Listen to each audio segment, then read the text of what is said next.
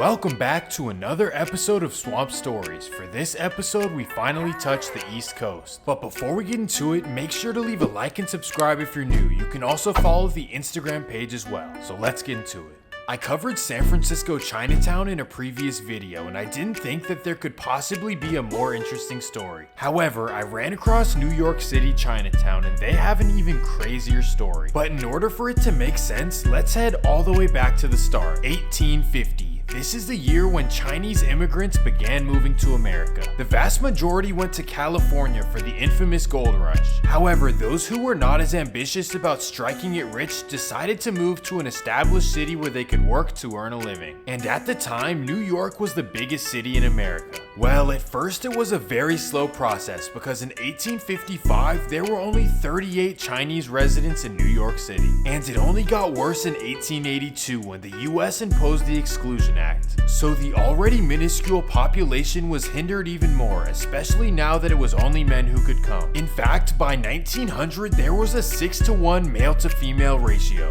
And we all know what too much of a sausage festival will lead to. Complete insanity. So let me explain. By the year 1900, Chinatown had established what are known as Tongs. In Chinese, this simply means a place for the community to gather, and in this case, they became major organizations. And the first Tongs formed in the Lower East Side of Manhattan, which is now known as Chinatown. At first, this is where all the guys got together to enjoy themselves after a long day at work. It was also a place where immigrants could come learn skills and find employment. But over time, the Tongs began shaping into different types of organizations. They became centers for organized crime and illegal imports. And this happened for two major reasons. First of all, the lack of women available caused them to fight with each other in competition. So battles over women were the initial reason for the fighting, but as the years passed, the motivations changed. New York City was extremely corrupt in the early 20th century. Standards of law and order and trust in the system was simply not there. So try to erase today's standards out of your minds. There was absolutely no protection based on morality or the letter of the law. Instead, protection had to come from powerful organizations. The mobs ran New York City, plain and simple. So in order to protect yourself and your money, you needed to pay off the mobs and crooked cops. Or you needed to instill fear in the community. That way no one would mess with you. So for the Chinese, they turned the Tongs into crime syndicates that nobody would mess with. In fact, despite being outnumbered, they were so respected that the Italian mobs left them alone. And that was when the entire city was under the mob's ruling, except for Chinatown. It got to the point where they even worked together because the Chinese had access to imports. So the Tongs had no one to have issues with except for each other. And that takes us to the year 1900.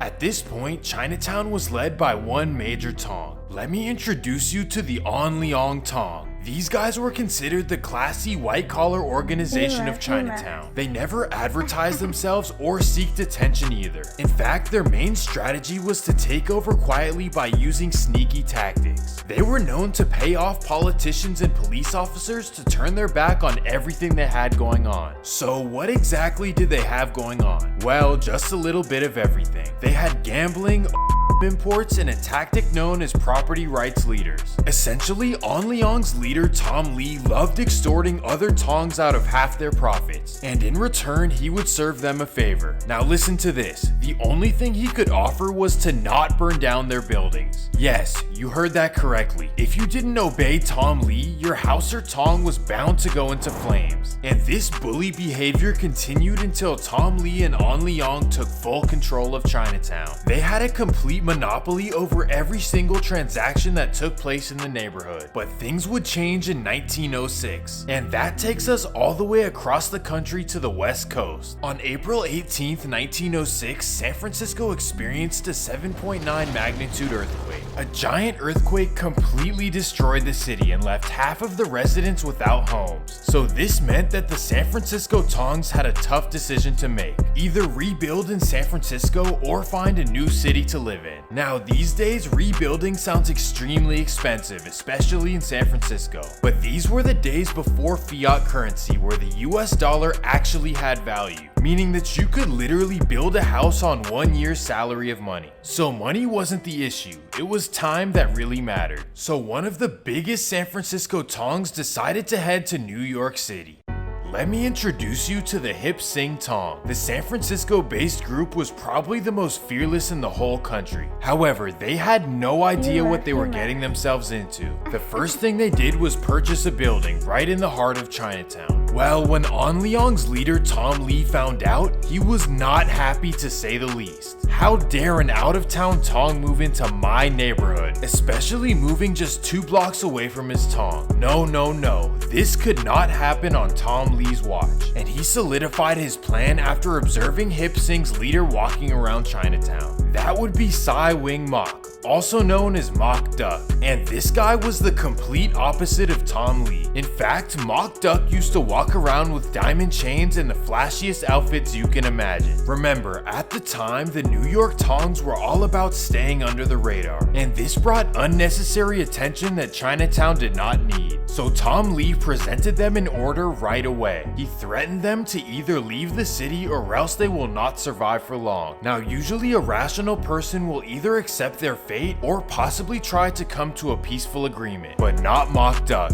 He wanted all the smoke. So he returned with a counter threat. He told Tom Lee to send half of his profits to Hip Sing, and if not, he declared that all hell would break loose in Chinatown. Well, Tom Lee laughed it off, not knowing that he had just met his match. Just 48 hours later, Tom Lee's house was engulfed in flames. Ultimately, this claimed the life of 2 On Leong members, and this is when the Tong War was officially declared in New York City. From now on, Hip Sing versus On Leong became a daily occurrence. Well, one of Tom Lee's associates had actually witnessed Mok Duck light the building, and because of On Leong's close relationship with New York police, Mok Duck became suspicious. His intuition was correct, and the man named Sin Q became a key witness in his trial. So this is when things get even crazier. Mok Duck sends an associate to track down Sin Q, and he has to get to him before the date of the trial. A Hip Sing member ends up finding him at a local restaurant. The man walks to the kitchen and grabs cooking oil to cause a fire. He then rushes out of the restaurant and locks the doors behind him. Well, Sin Q ended up trying to jump out of the window and instantly passed. Enough was enough, and Tom Lee wanted to kill the snake by the head, so he sends an On Leong member to 15 Pell Street, where the Hip Sing Association is located. The On Leong man is disguised as a random civilian, so he waits until Mok Duck finally comes outside. Bam! Mok Duck gets hit in the stomach, and the On Leong man tries to run away. However, he is instantly surrounded by Hip Sings. Bam! And just when you thought that things couldn't get worse, this was just the start of the madness. And that takes me to a man named Lao Tong, a San Francisco-based PIMP. Lao Tong had a woman named Bao Kum, and she was both his wife and his main source of income. But she despised him with all her guts, and the only reason she stayed is because of fear. But in early 1909, she ran away from Lao and got a one-way train ticket to New York City. When she arrived in New York, she began happily dating a man named Ah Hoon, a certified On Leong. Well, somehow the San Francisco man got word from Hip Sing that she had moved to New York. And remember, at this time, the ratio was 6-to-1, so desperation was real, and Lao Tong took a train ride all the way across the country. After weeks on the train, he finally arrives, and he meets with the Hip Sing Tong. He asks them to locate his former wife, and they inform him that she's dating an On Leong. So Lao goes on a manhunt through On Leong territory. After days of searching, he finds her at last, but he waits until the night and climbs up the front of her apartment building on 21 Mott Street. He jumps through the window and bam! This devastated her new boyfriend Ah Hoon, but somehow he was able to get it together and return fire in a whole different way. Instead of being violent, he began performing at comedy shows where he mocked Hip Sings and how silly they dress and walk. Instantly, the Chinatown community loved Ah Hoon, but Mok Duck was not happy to say the least, and he decided to put an end to the ridicule. December 30th, 1909. Ah Hoon performs at a local venue in Chinatown. The entire show, he makes fun of Hip Sing and the crowd loves it. So after the show, the police escort him back home. They order him to not leave his apartment until the next day. Well, Ah Hoon does not take the order seriously, so he walks out of his apartment later that night. Bang! this was the last straw. For decades, the police accepted bribes and allowed things to take place, but this could not continue. A husband and wife losing their life over a petty reason was just too far. So for the first time, NYPD started arresting both On Leongs and Hip Sings on a regular basis. And the most important thing that they shut down was all of the illegal trades. So by 1913, Chinatown was nearly cleansed of all violence and peace was made between the two. This really goes to show that when you take illegal money out of the equation, there is no longer much to fight over. And after this, Mok Duck served 2 years and later married his wife Tai Yu. They lived together happily ever after until he passed away of old age in 1941. Between 1922 and 1943, Chinatown saw very little crime. Obviously, it's because the police cracked down on crime, but also because Chinatown's population was dwindling. Not enough babies were being born and family lines were ending. But the Exclusion Act finally ended in 1943 and the floodgates opened back up. Chinese immigrants began moving to America hundreds of thousands at a time. Many went to California, but the rest ended up in New York City Chinatown. So quickly, 8 other Chinatowns emerged in the city, but Manhattan remained the hub of all madness. Well, as more and more immigrants established themselves, so did the markets for illegal imports. And we all know what this leads to. So the Tongs that police thought they had put away were back on the rise. However, this time they took different names and identities. And that takes us to the new generation of Hip Sing Tong. After the passing of Mok Duck, new leaders rose to the top of Hip Sing, one of which would be a man named Benny Ong, now known as the godfather of Chinatown, and you'll see why. Benny grew up in China and worked on the fields from a very young age. He immigrated to America at 14 years old by himself, and he had one goal in mind: money. So he joined the Hip Sings, and at first they utilized him as a complete menace to society. For years he handled their dirty work and got paid nicely in return. But they really didn't have a choice because he was legitimately insane. Listen to this. Rumors say that anytime he lost money gambling, he would go hit the streets and get the money right back and come back to gamble some more. Benny Ong was obsessed with the street life and he treated it like a career. However, everything came crashing down in 1935. Although at the time Chinatown was relatively quiet, one major incident would come his way. Benny Ong was ordered by Hip Sing to rob a rival Tong for their gambling money. So he burst into the On Leong lounge. However, when he got inside, On Leong was already prepared. Bam! Despite being outnumbered, somehow Benny got away without being touched. Ultimately, Benny Ong was sentenced to 25 years. So let's fast forward a couple of decades. When Benny was finally released, Chinatown had become a whole different place. The streets were now flooded with rowdy teenagers that Chinatown had never seen before. So Benny realized that the Tongs no longer had full control. His first step was getting in contact with his godson Michael Chen. He heard that Michael had become a gang leader in Chinatown and he wanted to meet with him. Benny was hungry for power and control in Chinatown and Michael was the perfect candidate. So they met together and Michael presented his gang, the Flying Dragons. They consisted of dozens of teenagers from the wild streets of Hong Kong. Benny instantly gave respect to the Flying Dragons, which is not something he would usually do. He believed that they could help him take full control of Chinatown. So together they struck a deal. Benny will connect them with the top bosses in China and supply them with money, and any import they want. But all that did not come without a cost. Benny made sure that the Flying Dragons knew that he calls the shots, and he only had one thing in mind. Benny hated the On Leong Tong with all his guts, and he was willing to fight them off till his last days. Except this time he wouldn't get his hands dirty. The Flying Dragons were sent to handle it all. Well, in response, On Leong was forced to do the same thing. On Leong's leader was a longtime rival of Benny Ong, and he was equally as feared. His name, Wing Young Chan, and he had just as much blood on his hands as Benny. So Wing decided to make a similar deal with a young gang called the Ghost Shadows, a group of dozens of Taiwanese and Hong Kong teenagers, and they operate on Mott Street, exactly where the On Leong Tong was located. The Ghost Shadows distinctively only wear black and white. On the other hand, the Flying Dragons are known to wear red and yellow, and they operate on Pell Street, just 2 blocks away. So essentially, this was just a way for On Leong and hip sync to reignite their rivalry without having to do anything. And in result, the Ghost Shadows versus Flying Dragons rivalry became more brutal than Chinatown had ever seen. Welcome to the 1970s. The Ghost Shadows and Flying Dragons started utilizing their young teenagers to handle everything. They knew that they would be charged as juveniles and many of them would just be sent back to China. So in some cases, members were as young as 12 years old, committing some of the most brutal acts possible. Another reason is because the teenagers were small and looked completely harmless. I mean, if a 5'1", 90-pound kid walks up to you, the last thing you think is danger. This way the gangs could lay low and confuse the police. But another added benefit was that NYPD was so focused on gangs in Brownsville, the Bronx, and Queens. Chinatown was really the least of their concerns. And because of that, most of the crimes went undocumented. However, we will cover the most important events. And that takes us to 1976.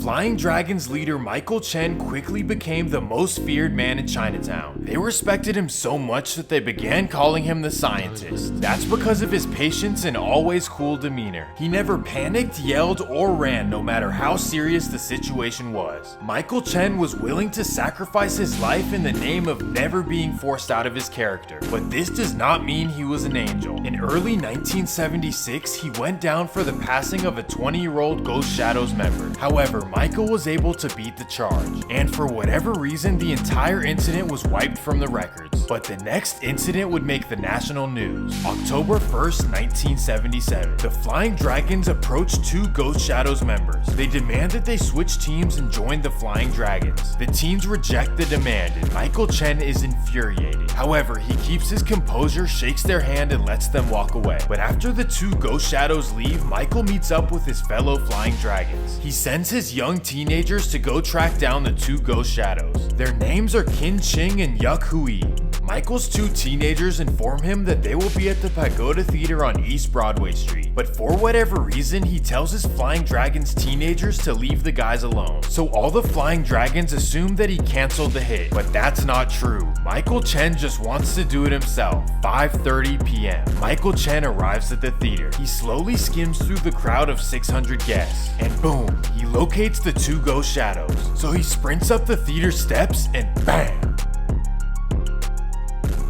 This incident sparked the worst year in Chinatown history. In fact, NYPD noted 30 homicides just between October 1st and January 1st. That's 10 per month in a 6-block radius. Yes, Chinatown was the worst place to be in the whole New York City. Interestingly enough, 1977 was also San Francisco Chinatown's worst year as well. That included the infamous Golden Dragon Massacre. If anyone can explain why 1977 was so bad, please do so in the comments. Well, somehow Michael Chen ended up beating all his charges, and he was released in 1983. All of this simply because two rivals refused to join the Flying Dragons. So you can only imagine what would happen if it was the other way around. Well, you won't have to imagine because it actually took place. As soon as Michael got out of prison, he learned about a Ghost Shadow named Chiho Lao. Apparently, Lao tried to convince 3 Flying Dragons to join the other side. The Flying Dragons members almost did it, but before joining, they decided to report back to Michael Chen. They informed him about what happened, and Chen gave them an ultimatum. You either have to get rid of Lao or I will get rid of you.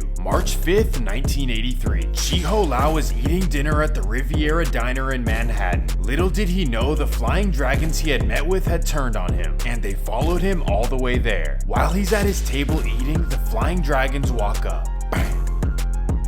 This is officially when the Ghost Shadows had enough. Michael Chen and the Flying Dragons were violating every single Tong code of conduct. They had zero respect or dignity for the community. So the Ghost Shadows came up with a master plan. March 13th, 1983, 12 a.m. Michael Chen gets a phone call that wakes him up in the middle of the night. It's a man telling him to meet him at the local 24-hour coffee shop. So Michael Chen agrees, and he puts on some clothes and heads outside. As soon as he walks outside his apartment, bam!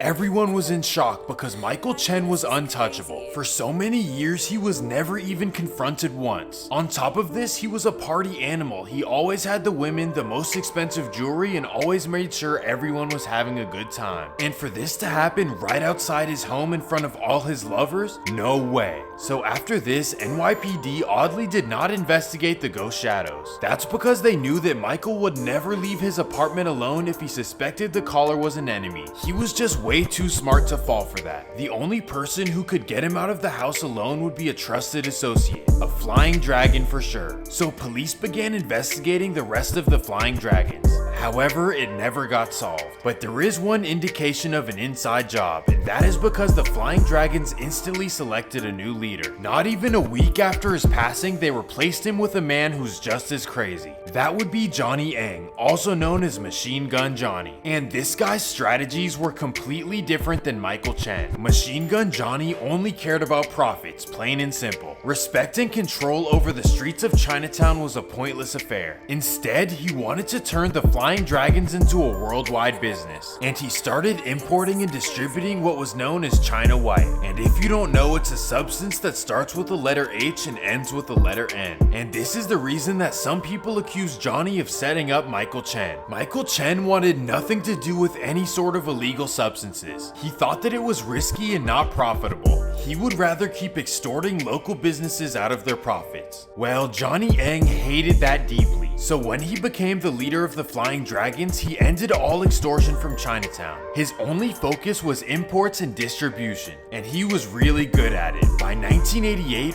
rumors say that Johnny had made tens of millions of dollars. He was extremely clever as well. He hid his imports in stuffed animals, furniture, wine barrels, cars, and everything else. But on the other hand, he was also a complete snitch. Here's what he did. First, he paid off all of NYPD to turn their backs on all of his imports. This continued for years until NYPD had a major issue. The politicians put pressure on them to make more busts. So unfortunately, they were forced to cut ties with Johnny Yang completely. But he wasn't gonna let the money stop. He definitely should have. I mean, he was already richer than Michael Jordan. He really had no reason to keep going. Johnny Yang was completely addicted to getting money. So he decided to become an informant against the Ghost Shadows. He knew exactly where they kept their imports and when they were coming. So every month or so, he would call NYPD and tell them where to raid. Johnny Yang was breaking every single code, but the Ghost Shadows had no idea. They kept getting busted over and over again and were so clueless. That was until 1992 when they returned the favor on Johnny Yang, and this became the biggest bust in New York history. In March of 1992, Johnny Yang was finally raided. They found over 300 pounds in his apartment. Now, according to my calculations, that amounts to $21 million in imports. Johnny Yang was not getting out of this one. So in 1993, he was convicted and sentenced to 24 years and a $3.5 million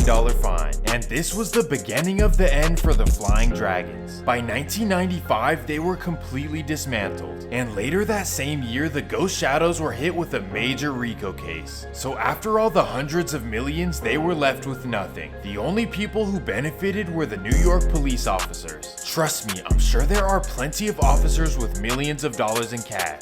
Well, Johnny Yang was eventually released on November 8th, 2010, many years before the original date. When he got out, he was already 52 years old and was ready to live a peaceful life. But unfortunately, bad news would come his way. July 13th, 2011. Johnny Yang's wife Lori is in their Flushing, New York apartment. She's with a flying dragon named David Che. Well, during a conversation, David gets extremely angry at Lori and takes it to a new level.